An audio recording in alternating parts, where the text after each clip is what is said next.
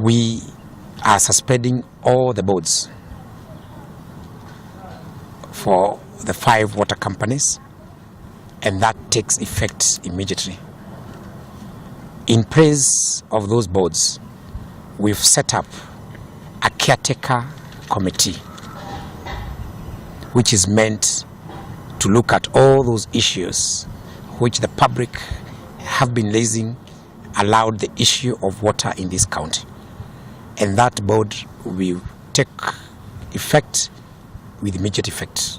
People have been paying different amount, minimum amount across, and we have set up a tenable, which I think is a tenable rate for all rural domestic users, and we have fixed the price or the rate at an average of 200 shillings per month for all domestic consumers. On average, an average domestic consumer is supposed to consume 6,000 liters of water in a month, and that is the amount of water which we shall be charging for 200 shillings.